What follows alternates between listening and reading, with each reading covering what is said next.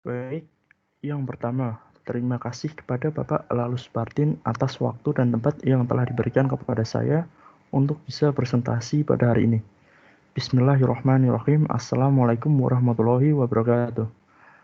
Perkenalkan, nama saya Pandu Laksono Haji dengan nomor NIM 20190410300301 dari kelas manajemen G.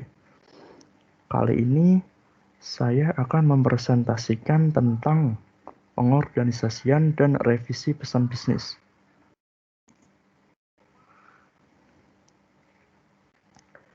Apa sih berkomunikasi itu? Berkomunikasi ialah kegiatan tindak berbahasa, baik lisan maupun tulisan, antara pihak satu, pembicara atau penulis, dengan pihak lainnya, audiens, pendengar atau pembaca, sehingga terjadi kesepemahaman dan saling pengertian di antara kedua pihak.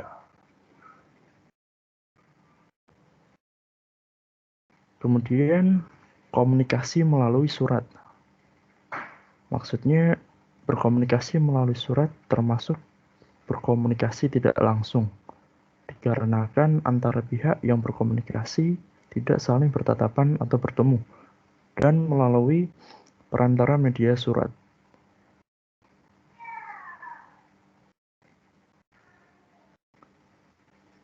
Lanjut ke bagian karakteristik surat yang baik. Di sini, yang pertama, penyampaian pesan secara langsung serta mudah dipahami.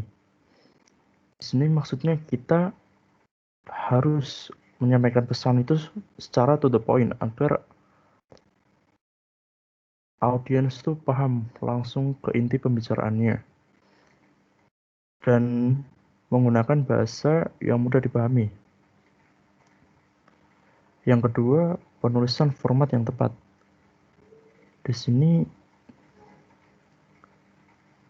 kita menulis surat yang mencakup aturan-aturan atau kaidah-kaidah yang telah ditentukan dalam penulisan format surat tersebut, sehingga tidak terjadi kesalahan format. Kemudian yang ketiga, tulislah dengan ejaan yang benar dan mudah dibaca. Di sini maksudnya kita diharapkan bisa menggunakan bahasa atau ejaan yang baku sehingga mudah dipahami oleh audiens. Agar audiens itu tidak bingung terhadap surat yang kita kirimkan kepada dia.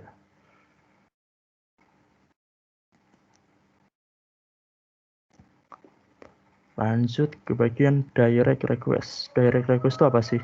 Direct request bukanlah bentuk permintaan barang dan jasa secara langsung yang dilakukan dengan tatap muka.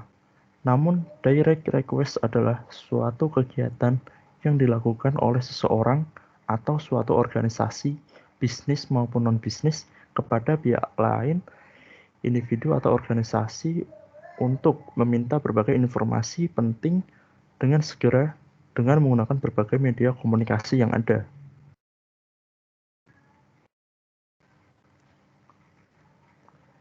Nah, berikut klasifikasi dari beberapa jenis surat atau jenis pesan. Yang pertama, jenis pesan. Pesan rutin, kabar baik, itikat baik. Kemudian akan menghasilkan reaksi audiens, yaitu senang atau netral. Pesan rutin atau kabar baik menggunakan pendekatan secara langsung. Kemudian bagian pembukaannya mulai dengan gagasan pokok dan permintaan. Inti pesannya sendiri yaitu menyajikan rincian yang diperlukan. Kemudian untuk penutup dari pesan rutin yaitu diakhiri dengan komentar yang menyenangkan. Lanjut ke jenis pesan yang kedua, yaitu pesan yang kurang menggembirakan atau bad news. Dari pesan bad news ini menghasilkan reaksi audiens yaitu kurang senang. pesan bad news ini menggunakan pendekatan tidak langsung. Kemudian pembukaannya diawali dengan pernyataan netral dan alasan penyampaian pesan. Inti pesan dari bad news yaitu memberikan alasan atas jawaban yang kurang menggembirakan dan memberikan saran positif. Dan untuk penutup dari pesan bad news yaitu diakhiri dengan salam penutup yang bernada akrab. Lanjut ke jenis pesan yang ketiga yaitu pesan persuasif. Dari pesan persuasif ini menghasilkan reaksi audiens yaitu tidak tertarik atau tidak mengharapkan. Pesan persuasif ini menggunakan pendekatan secara tidak langsung. Dan untuk pembukaan dari pesan persuasif ini diawali dengan ungkapan atau pertanyaan yang menarik perhatian. Kemudian inti pesan dari pesan persuasif sendiri yaitu membangkitkan minat audiens terhadap subjek pesan, menggugah hasrat untuk menerima. Dan di akhir penutup untuk pesan persuasif yaitu berisi tindakan permintaan.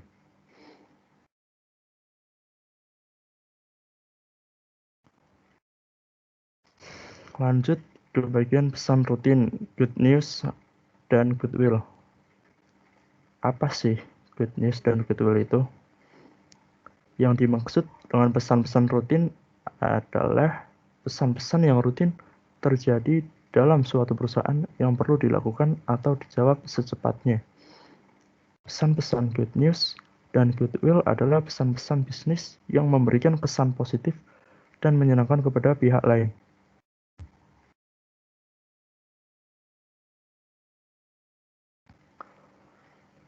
Kemudian lanjut ke bagian permintaan informasi rutin dibagi dua.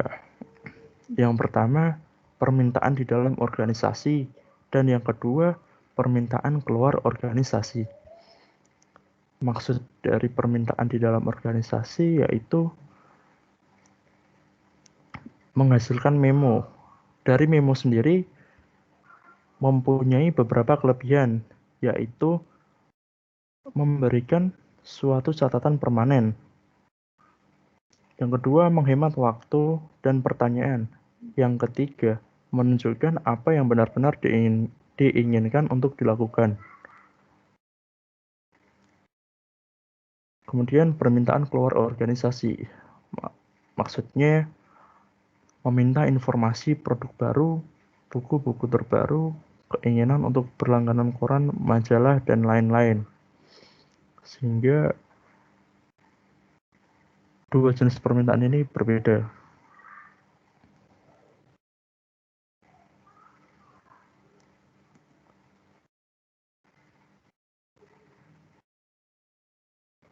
Lanjut untuk klasifikasi antara routine message atau pesan rutin dan good news atau berita baik.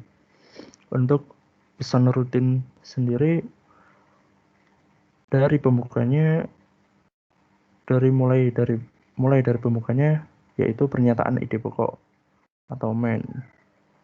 Ini berisi ide-ide pokok permasalahan yang akan dibahas dalam surat tersebut antara pihak satu dan pihak lainnya. Kemudian yang kedua masuk ke bagian pertengahan atau isi, di mana pertengahan atau isi ini berisi tentang penjelasan rinci atas maksud pengiriman surat tersebut kepada pihak yang ditujukan. Kemudian ke bagian penutupnya berisi mengikatkan kembali ide pokok atau mencakup pemikiran penutup yang berorientasi masa depan. Lanjut ke good news atau berita baik.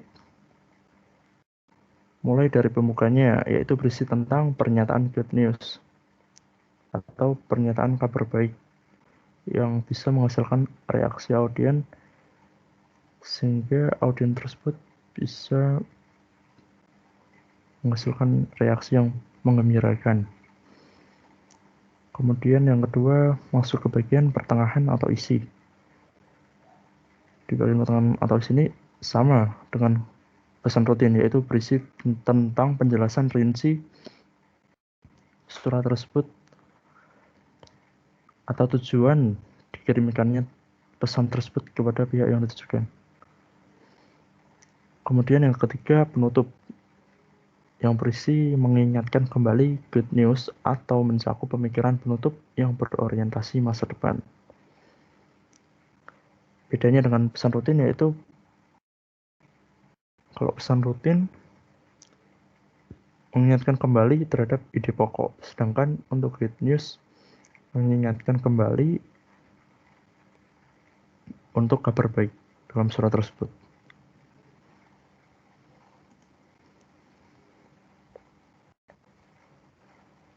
Kemudian lanjut ke bagian contoh pesan good news dan goodwill. Contoh pesan ada dua klasifikasi, yaitu menurut klasifikasi secara finansial dan non-finansial. Dari finansial tersendiri ada beberapa jenis atau contoh. Yang pertama, seperti kenaikan gaji. Yang kedua, bonus lembur kerja.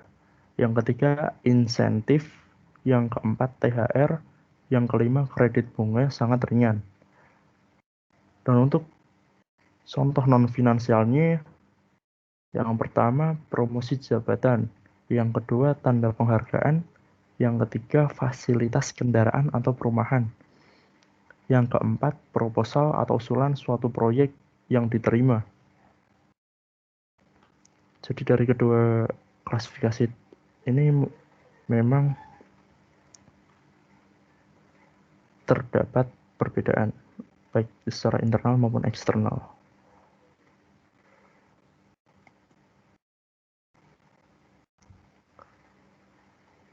Kemudian bagian contoh goodwill. Yang pertama seperti ucapan selamat atau congratulation. Ucapan selamat dilakukan untuk memberikan ucapan selamat kepada perusahaan atau individu yang berhasil meraih suatu penghargaan tertentu. Yang kedua, ucapan penghargaan atau message of appreciation. Dalam perusahaan adalah penting untuk memperhatikan apa yang telah diberikan karyawan secara individual terhadap perusahaan.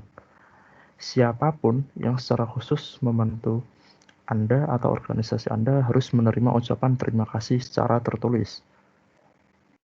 Kemudian yang ketiga yaitu ucapan bela sungkawa atau condolence, yaitu ucapan duka cita yang menunjukkan perhatian terhadap perusahaan atau individu yang menerimanya. Penyusunan ucapan duka cita dimulai dengan pernyataan kalimat yang menunjukkan rasa simpati. Di bagian tengah disebutkan sifat baik atau kontribusi positif atau hikmah yang dapat diambil. Kemudian surat tersebut ditutup dengan harapan seperti referensi untuk masa depan yang lebih cerah.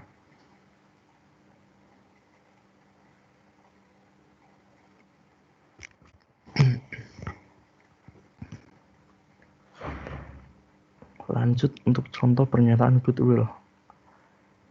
Yang pertama, terima kasih karena mengirimkan suku cadang AC via kiriman semalam. Anda telah membantu kami untuk memuaskan kebutuhan pelanggan yang sangat membutuhkan AC. Untuk contoh kedua, yaitu terima kasih khusus kepada Susan Brown yang pertama kali menerima telepon dari kami dan tidak pernah menolak untuk membantu. Atas inisiatifnya sangat kami hargai. Nah, ya berikut contoh pernyataan kedua. Lanjut ke bagian contoh berita baik atau good news untuk pelamar pekerjaan. Seperti berikut. Selamat datang ke Lake Valley Rehabilitation Center. Anda berhasil terpilih dari sekian banyak pelamar yang telah diwawancarai. Anda berhasil menduduki posisi koordinator catatan medis karena pendidikan dan pengalaman Anda di Memorial Hospital. Kemudian di bagian isinya atau ajakannya yaitu Anda diharapkan datang pada hari Senin tanggal 9 Mei 2001 pukul 9 pagi untuk menemui Ibu Nancy, staf HRD, untuk mendapatkan orientasi lebih mendalam. Untuk bagian penutupnya yaitu atas perhatiannya diucapkan terima kasih. Hormat kami, Nick Osinski, manajer HRD.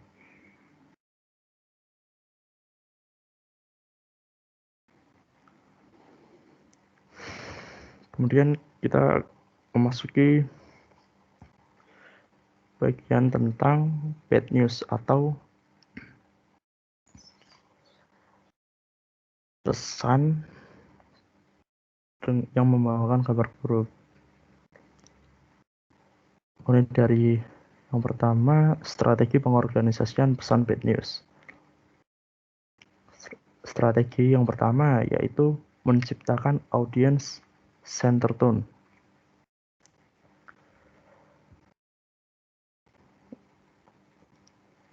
Nah, yang dimaksud menciptakan audience center tone yaitu nada atau intonasi dalam menyampaikan bad news mampu memberikan kontribusi yang cukup penting bagi efektivitas penyampaian pesan-pesan bisnis. Hal tersebut mempunyai 3 tujuan spesifik. Yang pertama, membantu audiens Anda mengerti bahwa bad news menggambarkan keputusan yang tegas. Yang kedua, membantu audiens Anda mengerti bahwa keputusan Anda adil. Yang ketiga, membantu audiens agar tetap memberikan goodwill bagi perusahaan. Kemudian strategi yang kedua yaitu memilih perencanaan organisasional. Ada 2 perencanaan organisasional yang dapat diterapkan dalam menyampaikan pesan-pesan yang kurang menyenangkan bagi audiens atau bad news, yaitu pendekatan tak langsung atau indirect approach dan pendekatan langsung direct approach. Nah, di sini saya akan menjelaskan apa sih yang dimaksud pendekatan tak langsung. Pendekatan tak langsung atau indirect approach merupakan pendekatan yang paling familiar atau lazim digunakan untuk penulisan pesan-pesan yang mempunyai dampak kurang menyenangkan kepada audiens atau bad news. Dalam pendekatan tak langsung terdapat 4 bagian penting, yaitu yang pertama mulai dari pembuka, yang kedua alasan pendukung untuk keputusan-keputusan negatif, yang ketiga pernyataan bad news, dan yang terakhir atau penutup berisi kalimat yang positif dan bersahabat.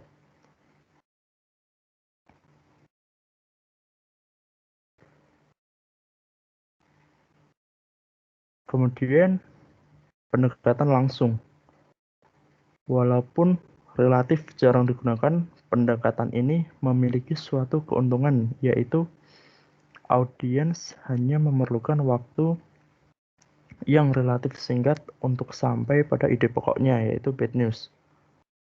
Suatu pendekatan langsung dapat diterapkan jika yang pertama, penerima pesan lebih menyukai pesan langsung ke poin yang dituju.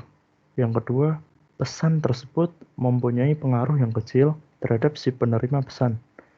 Yang ketiga, pesan disampaikan secara empati.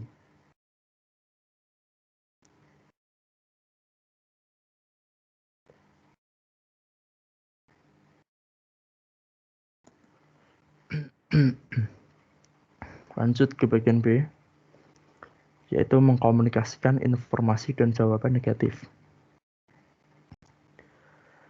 Yang pertama, bad news tentang produk. Bad news berkaitan dengan produk antara lain kenaikan harga produk, penarikan kembali produk, kadaluarsa produk, produk rusak atau cacat. Bagi pelanggan, bad news tentang produk tentunya memberikan dampak negatif bagi mereka. Oleh karena itu, penyampaian bad news tentang produk perlu mempertimbangkan dampak negatif yang ditimbulkannya. Kemudian yang kedua, penolakan kerjasama. Dalam dunia bisnis, menjalin kerjasama dengan pelaku bisnis lain merupakan hal yang seharusnya dilakukan untuk lebih memperkuat jaringan pemasaran suatu perusahaan. Namun dalam praktiknya bisa saja terjadi suatu penolakan kerjasama bila mana bentuk kerjasamanya merugikan di pihak lain. Kemudian yang ketiga, penolakan undangan. Bila harus mengatakan tidak atas suatu undangan teman bisnis, Anda dapat menggunakan pendekatan langsung dan pendekatan tak langsung. Penggunaan kedua pendekatan tersebut sangat bergantung pada seberapa dekat hubungan Anda dengan pihak lain tersebut.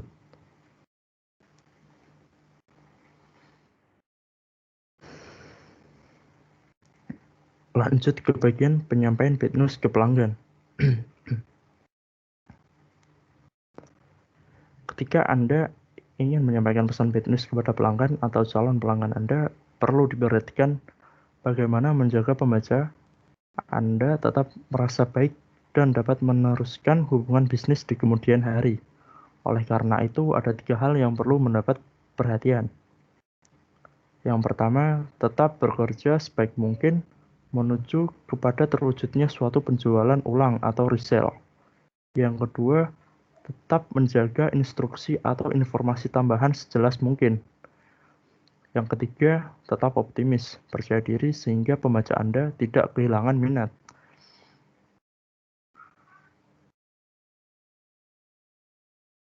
Kemudian untuk jenis-jenisnya, yang pertama, bad news tentang pesanan. Ada beberapa alasan mengapa perusahaan menyampaikan pesan-pesan bad news tentang pesanan atau order. Dalam kaitannya dengan penulisan bad news kepada pelanggan atau customer, paling tidak ada jenis bad news yang bisa disampaikan kepada pelanggan Anda, yaitu yang pertama, Anda hanya dapat memenuhi sebagian produk yang dipesan. Atau yang kedua, Anda sama sekali tidak dapat memenuhi semua produk pesanan tersebut. Kemudian untuk jenis yang kedua yaitu penolakan surat pengaduan dan keluhan. Secara umum, untuk menjawab penolakan surat pengaduan, Anda dapat menggunakan perencanaan organisasional pesan dengan pendekatan tak langsung, yang menyatakan penolakan tersebut pada bagian pertengahan surat. Untuk jenis yang ketiga yaitu mengganti produk. Seorang pelanggan dapat saja meminta atau rumusan suatu produk yang baru saja habis terjual atau produk yang sudah tidak diproduksi lagi apabila merasa yakin bahwa pelanggan dapat menyetujui produk pengganti. Anda dapat mengirim produk pengganti terhadap pelanggan tersebut.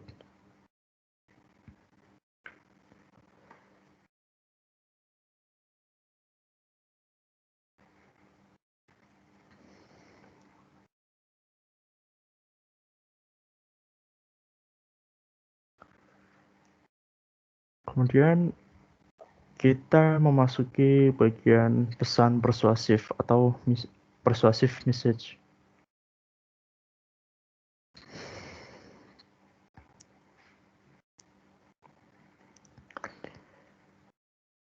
Di dalam komunikasi terdapat istilah komunikasi persuasif atau pesan persuasif. Hal ini merupakan suatu komunikasi yang bertujuan untuk mempengaruhi orang lain, baik perseorangan maupun organisasi, dalam hal kepercayaan, sikap, maupun perilaku mereka agar sesuai dengan apa yang pemberi pesan harapkan. Pesan persuasif sendiri juga efektif digunakan dalam komunikasi bisnis.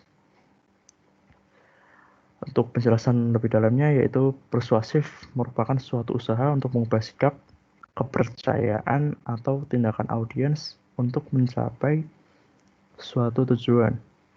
Persuasif juga dapat diartikan sebagai tindakan seseorang atau komunikator untuk meyakinkan dan memengaruhi orang lain atau audiens dengan cara-cara tertentu, sehingga orang lain tersebut bersedia melakukan sesuatu sebagaimana yang diharapkan oleh orang yang melakukan persuasif.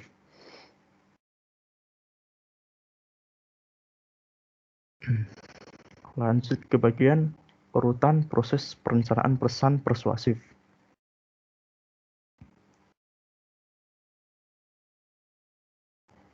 Yang pertama, analisis audiens. Untuk dapat melakukan analisis audiens dengan komunikator dapat mengajukan beberapa pertanyaan penting.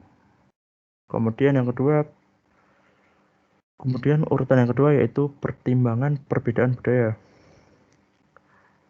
Maksudnya membantu seseorang sebagai komunikator dalam memuaskan kebutuhan audiens dan membantu bagaimana mereka memandang sang komunikator. Kemudian untuk urutan yang ketiga, memilih pendekatan organisasional. Komunikator dapat menggunakan pendekatan tak langsung atau indirect approach dalam menyampaikan pesan-pesan persuasif.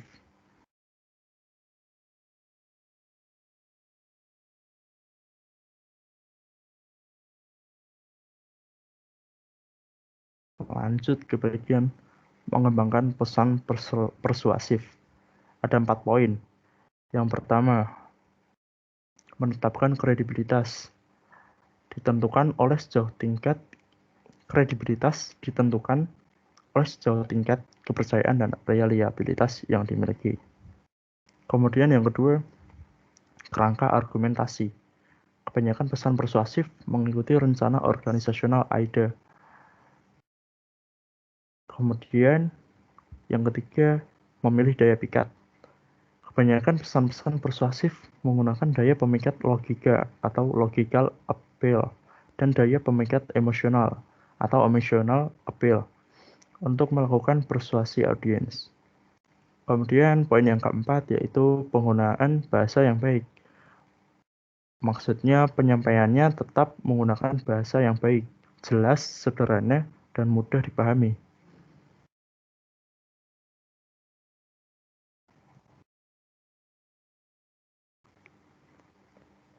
Lanjut ke bagian contoh pesan persuasif.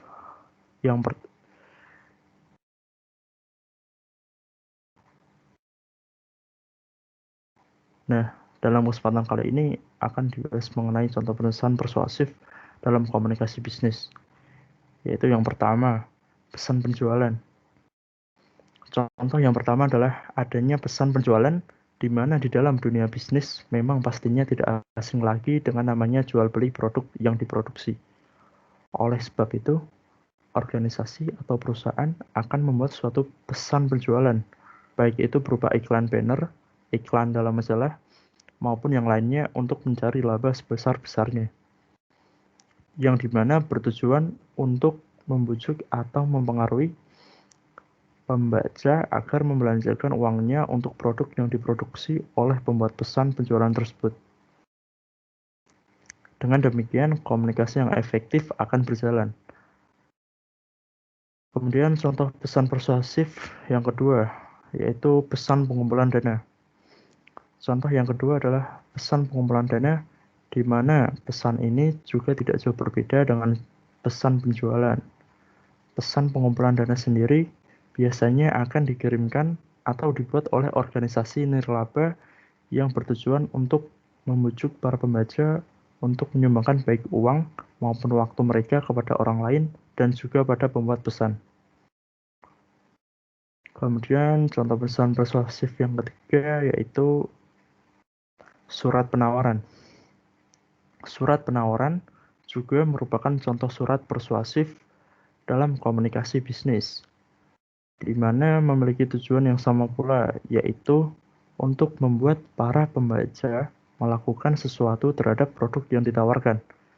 Sebagai contoh seperti membuat pembaca memesan produk yang ditawarkan maupun langsung membeli produk-produk yang ditawarkan melalui surat penawaran tersebut. Kemudian untuk contoh pesan persuasif yang keempat, yaitu pesan tagihan. Selain pesan penawaran, terdapat pula pesan tagihan sebagai salah satu pesan persuasif di dalam komunikasi bisnis. Pesan tagihan ini merupakan suatu pesan peringatan yang dikirim oleh penjual kepada pembelinya yang bertujuan untuk membujuk agar cepat melunasi hutang maupun tagihan. Di dalam pesan tagihan biasanya akan ada keterangan mengenai pernyataan jatuh tempo pembayaran, jumlah tagihan yang harus dibayarkan, dan keterangan-keterangan lainnya. Kemudian yang terakhir, untuk contoh pesan persuasif yang terakhir tidak saya masukkan ke dalam PPT karena tidak cukup. Tapi saya akan menjelaskan contoh pesan persuasif yang kelima, yaitu pesan sponsor. Contoh pesan persuasif dalam komunikasi bisnis yang terakhir adalah adanya pesan sponsor. Pesan persuasif juga ada yang bertujuan untuk meminta dana maupun waktu orang lain untuk suatu kegiatan tertentu. Oleh sebab itu, pesan sponsor juga termasuk di dalamnya. Pesan sponsor sendiri merupakan suatu pesan di mana perseorangan maupun organisasi mengajukan sponsor atau kerjasama dana dengan organisasi lainnya untuk melakukan suatu kegiatan tertentu, dan biasanya juga harus memberikan keuntungan yang sama bagi kedua belah pihak.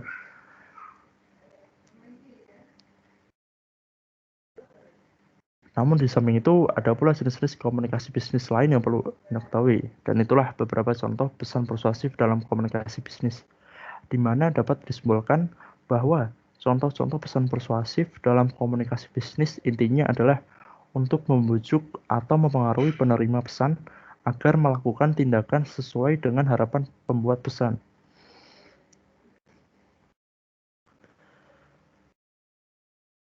Sekian presentasi dari saya.